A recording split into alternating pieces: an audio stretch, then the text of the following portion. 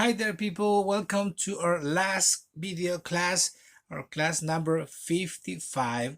Thank you very much for all the time and all the space and all the dedication to Corporación Municipal de San Miguel for this space so we could get to you in a different way, in a funny way of most of the time.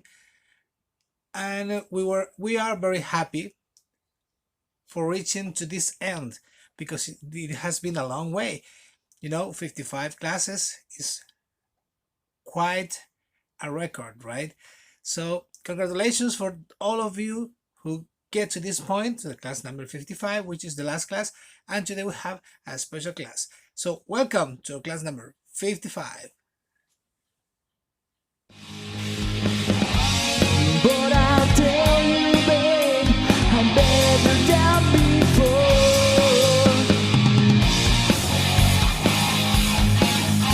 There are good sometimes running ahead. There will continue, you cannot stay.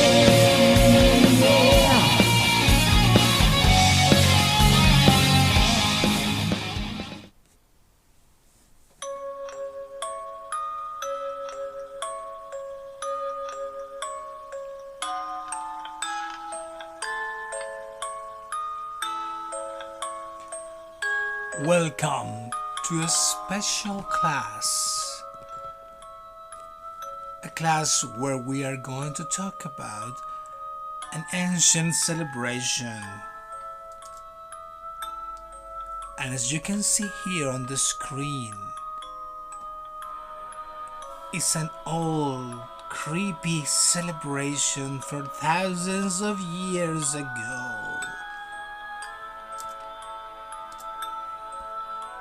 Welcome to the class of traditions and origins of Halloween.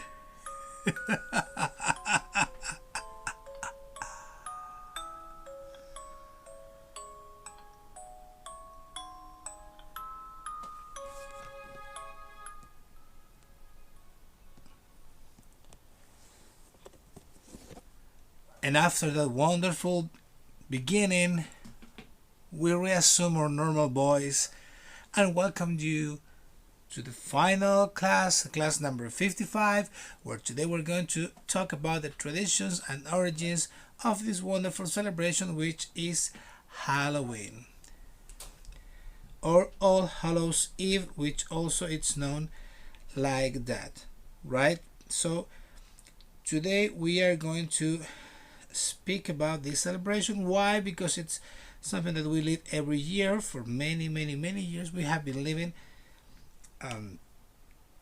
the celebrations in our country, and of course that this is not a Chilean celebration, it's not an American celebration, even though many people may think that this is a celebration that comes from the United States. No, it's not an American celebration.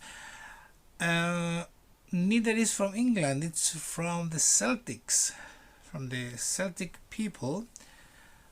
And who are they and are the origins of this celebration? Is that something that we will see today. Origins.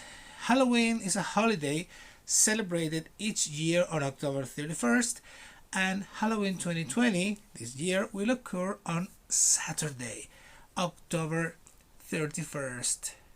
The tradition originated with the ancient Celtic festival of Samhain, when people would light bonfires and wear costumes to ward off ghosts.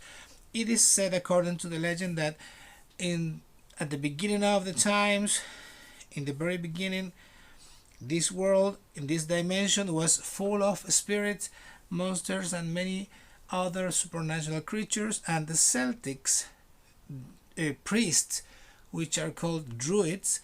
The druids did a treat with these beings, these entities, and they left this dimension, they left this world with only one condition, that once a year we have to remember them through a celebration.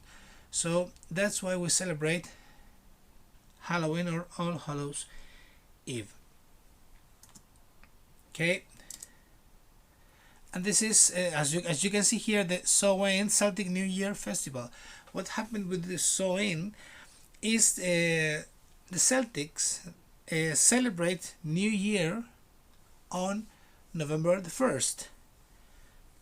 So the night before, it's All Hallows Eve. Here comes the cat. Wow. The ancient Celts. As you can see here, the Celts were responsible for the magic of the forest. As you can see here, these two wonderful women with all the magic flowing through their entities, their hands. And Halloween's origin date back to the ancient Celtic festival of Samhain. The Celts, who lived about 2,000 years ago, they lived mostly in the area that is now Ireland, United Kingdom, and northern France. And they celebrate their new year on November the 1st, as I was telling you a couple of seconds ago. This day, October 31st, mark the end of summer for them, the end of summer and the harvest, and the beginning of the dark, cold winter, a time of the year that was often associated with human death. Why human death? Because it's very common to have dead people when it is really, really, really cold outside, and you don't have the means, you don't have the possibility to preserve your heat, your body heat. Many people died frozen, right? So that's why it's so associated with human death. All right. The Celts believed that on the night before the new year, the boundary between the worlds of the living and the dead became blurred, as we can see here.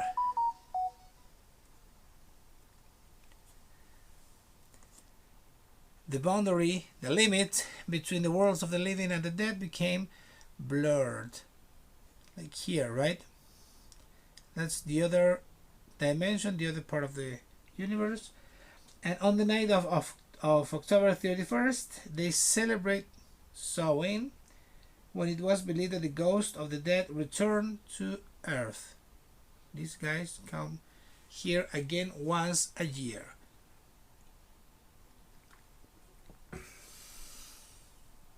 All right.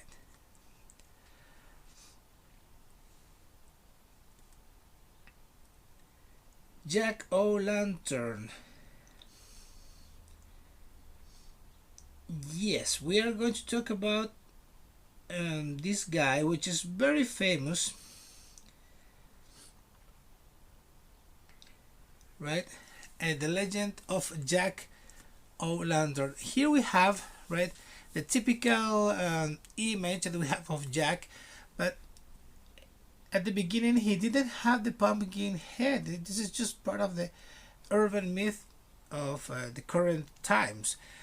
He had, yes, a lantern like this with a little pumpkin, or kind of, it's a kind of onion, carved onion with light inside. Yes, this is true according to the legend, but this is just to creep this character out a little bit more. Okay, it's just for that. And at the beginning, this guy was called the Stingy Jack. Okay, people have been making Jack-o'-lanterns at Halloween for centuries. The practice originated from an Irish myth about a man nicknamed Stingy Jack. According to the story, Stingy Jack invited the devil, nothing less, to have a drink with him. True to his name, Stingy Jack didn't want to pay for his drink, so he convinced the devil to turn himself into a coin that Jack could use to buy their drinks. Once the devil did so, Jack decided to keep the money and put it into his pocket next to a silver cross.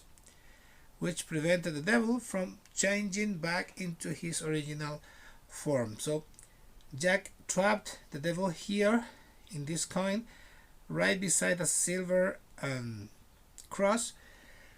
So in that way, he wouldn't be able to assume or reassume his original form, his original shape. Okay. Jack eventually freed the devil under the condition that he would not bother Jack for 1 year, and that should Jack die, he would not claim his soul. The next year, Jack again tricked the devil into climbing into a tree to pick a piece of fruit.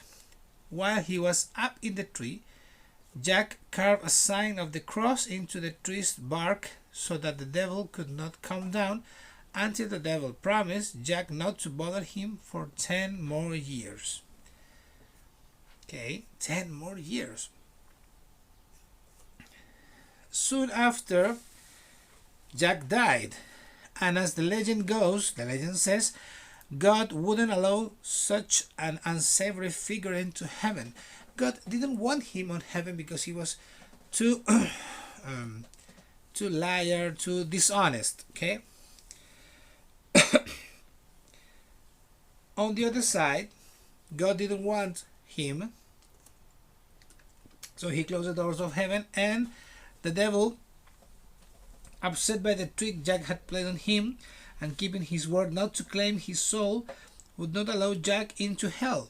No, you cannot. You are not accepted in heaven.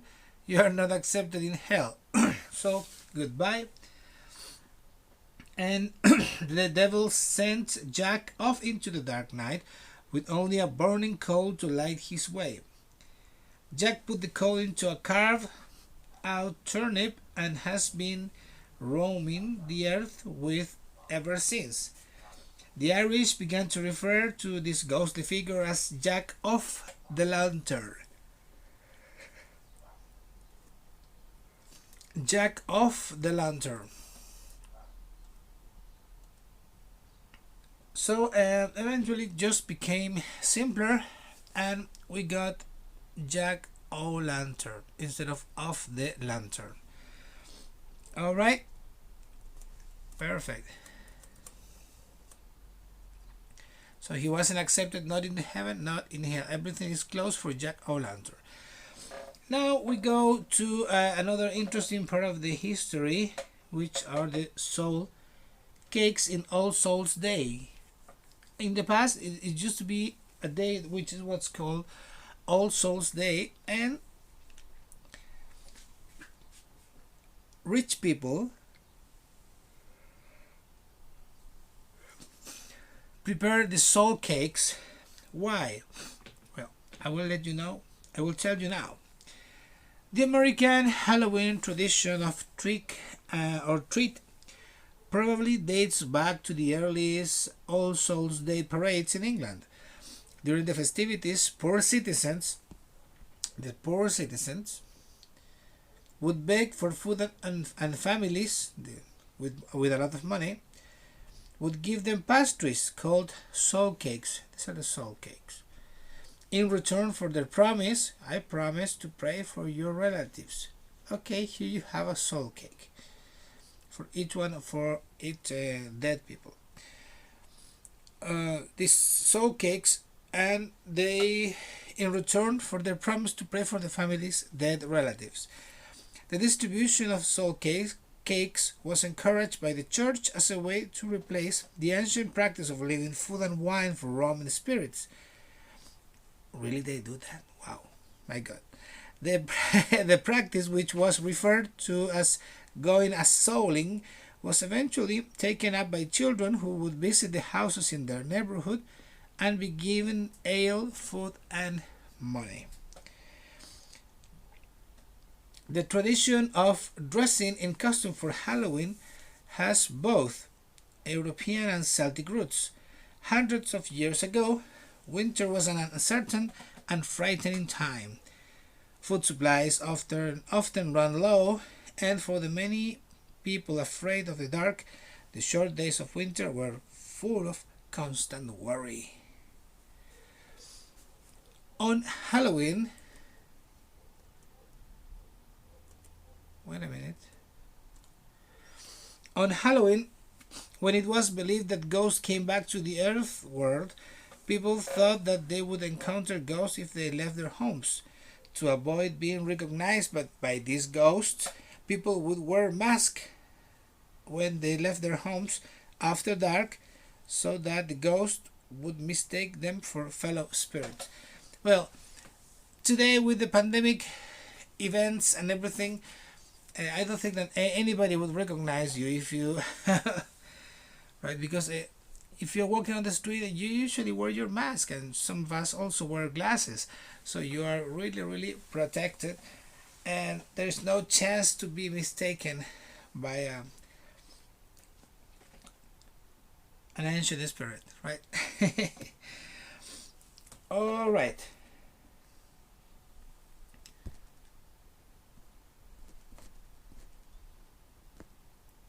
And here we have the typical rhyme, the rhyme that all the kids learn when they are very little, and they say this every time that they ask for sweets.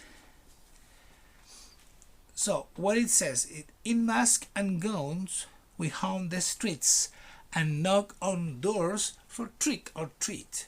Tonight we are the king and queen, for oh, tonight it's Halloween. Now repeat after me, line by line, please. In masks and gowns we haunt the streets and knock on doors for trick or treat. Tonight we are the king and queen, for oh, tonight it's Halloween. Okay, now I'm going to read it again, but at a regular speed, so I hope that when I finish, I will give you some seconds so you can read it too. Okay. In masks and gowns we haunt the streets and knock on doors for trick or treat. Tonight we are the king and queen, for oh, tonight it's Halloween. Now you people, at the count of three. 1, 2, 3. In masks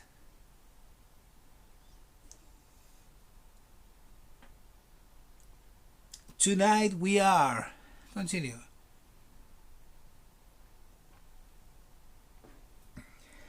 Excellent, people. You have done it excellent. Okay, what's the deal with trick and treat?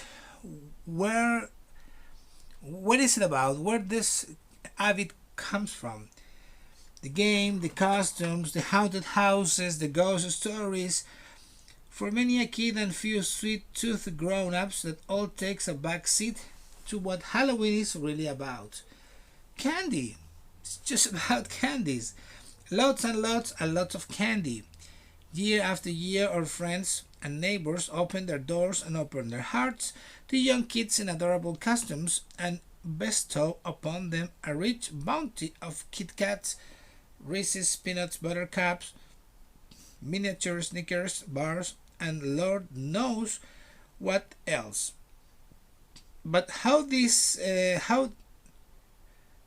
did this diabetes courting ritual start? Yeah, because after eating all those candies, I assure you that you will have a diabetes attack. Right, because it's too much sweet. And well, basically the trick or treat habit, it traces its history back to medieval England and the practice of souling, which we were talking about recently, about the soul cakes, right? The souling. It worked like this. On All Souls Day, people prayed for their loved ones that had died in the previous year in order to assure that their souls would escape purgatory and ascend into heaven.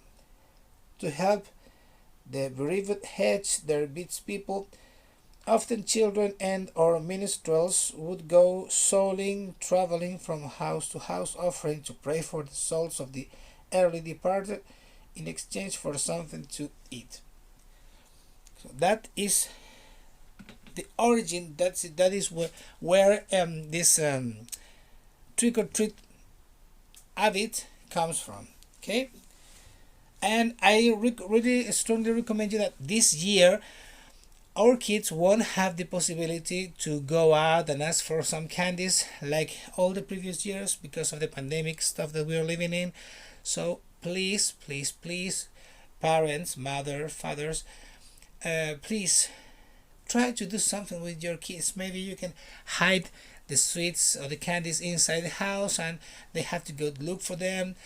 Or maybe you can watch Halloween movies. You can make everything inside the house so they can have a really good celebration, because many kids expect they expect and they wait anxiously this season of the year so they can celebrate Halloween.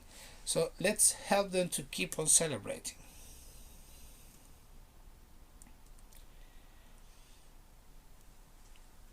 Also, sorry, I forgot one thing.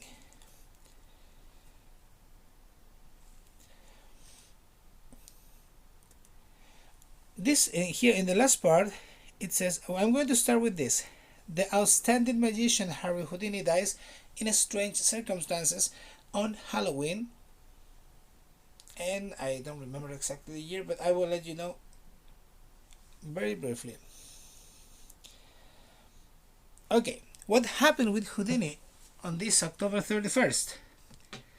Houdini was giving a lecture at McGill's University in Montreal when he invited the students backstage. Like today's David Blaine, for example, Houdini was a remarkable physical specimen. He needed to be in order to conduct many of his escape acts. He encouraged the students to punch him in the stomach, showing how he could withstand any blow. A first-year student and a star athlete named Jocelyn Gordon Whitehead got his turn and punched Houdini in the stomach. He later suffered from stomach pains. 9 days later, he was taken to the hospital where he died from a ruptured appendix, which legend has it was located on the wrong side of his large intestine. So the examinations, according to the legend, says that Houdini has some inner parts in different places.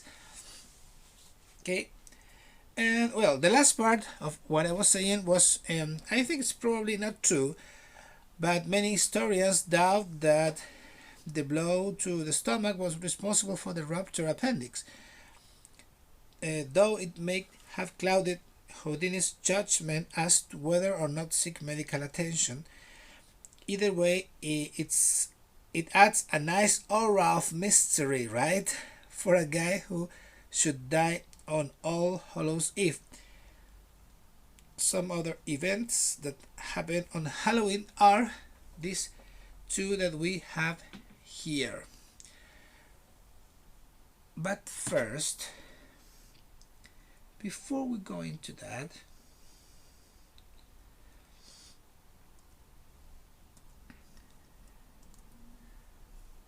okay, people, we're going to repeat one more time the rhyme, okay? I'm going to read it once and then you repeat. In masks and gowns, now you, we haunt the streets and knock on doors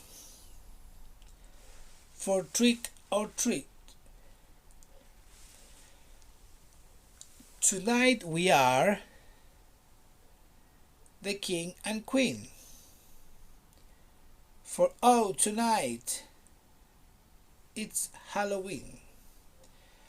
Okay, now one more time, but all together. Follow me with the rhythm and the pronunciation. Okay, 1, 2, 3.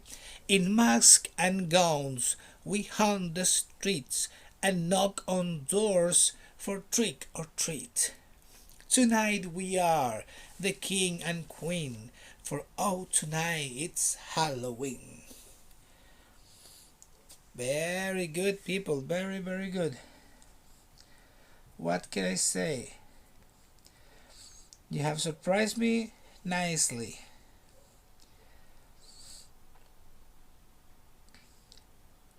All right.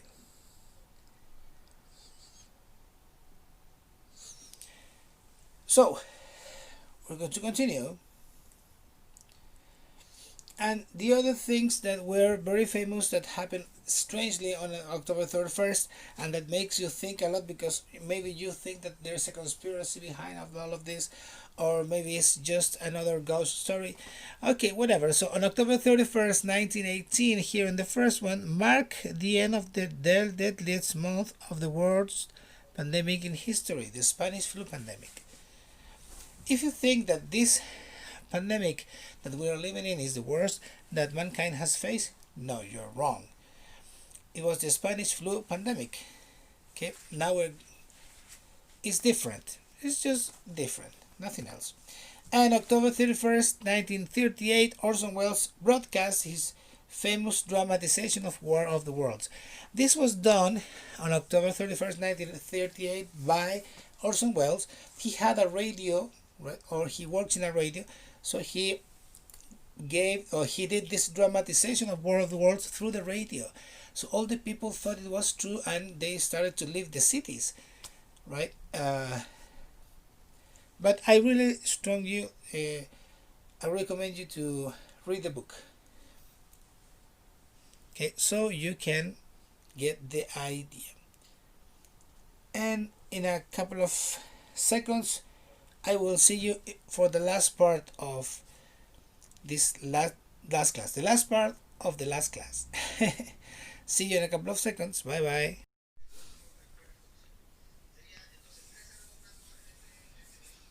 And going to the last part of this class, as you can see here, here it says trunk or treat. No, it's not a mistake from the teacher. It's not that I understood the trick or treat with trunk or treat. No, this is a custom, no, an habit, a new tradition that is being made during the last years, due to that many parents consider that it's dangerous to let their kids out for long distances to gather some sweets or candies. Is that they have started the situation, they have started this habit, this custom, this tradition of gathering in a parking place, gathering many cars, and the trunk, the back of their cars, they put some things to perform like if they were the entrance part of the house. So that's the trunk of the car. That's why it's called trunk or treat. And now I'm going to show you some examples of what is trunk or treat, which all of these cars are in the same parking place. So we're going to see 8 or 9 different cars customized as houses of Halloween. So let's go with the first one. Beehive. As you can see here, they have customized the trunk of their car as a bee, and the couple and the rest and everything, even the dogs are in disguise as bees. So that's the beehive. This is the shark family, right? The car looks like a big shark, and baby shark is the dog of the house. He is the baby shark, as you can see it here, right? Let's go with number 3. Candyland. Candyland with a lot of candies all around. The 2 girls in disguise as candy girls, and this is the Candyland.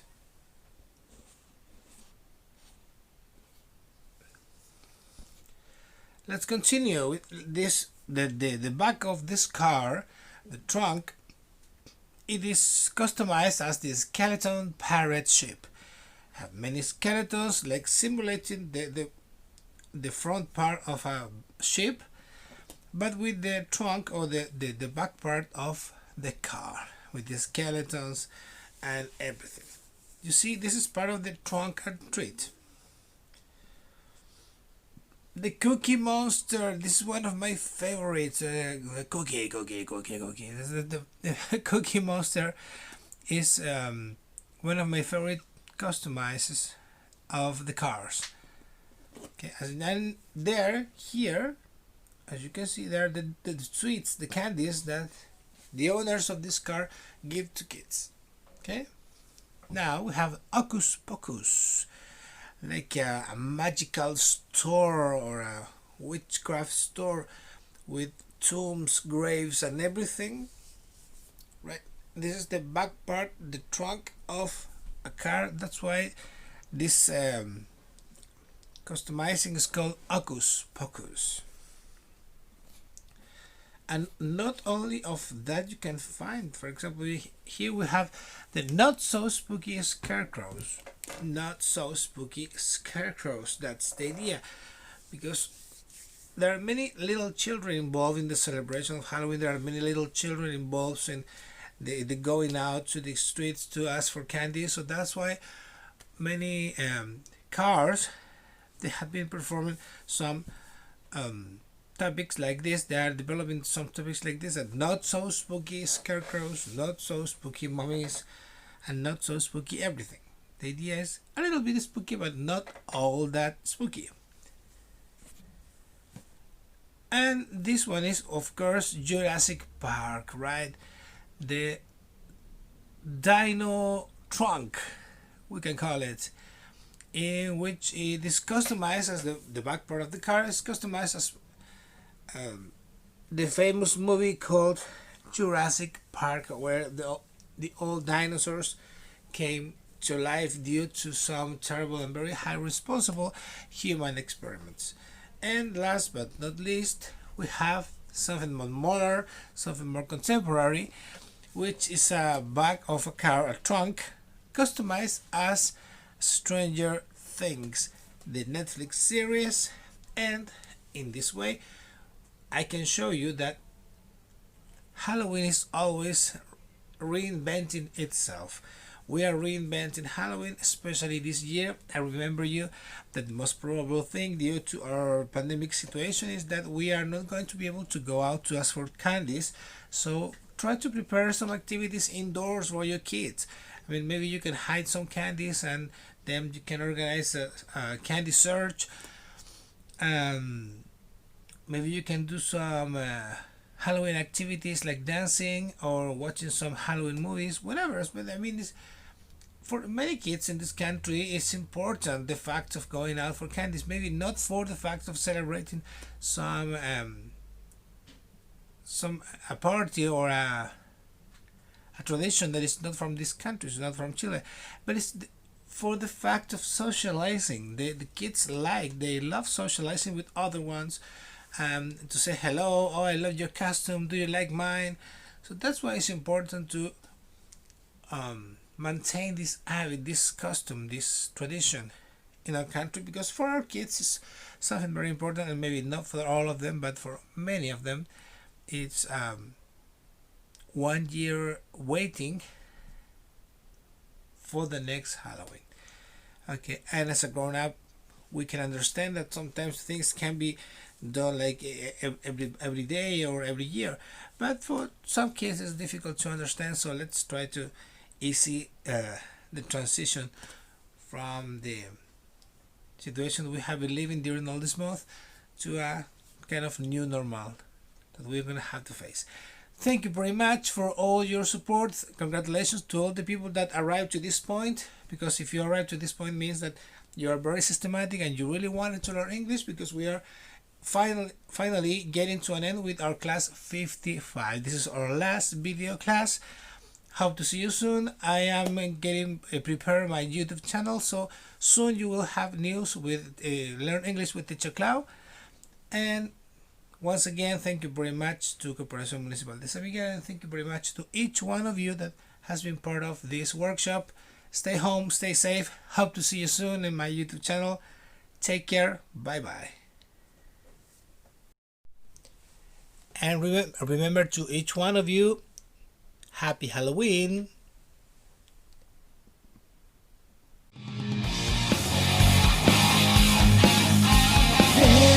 sometimes running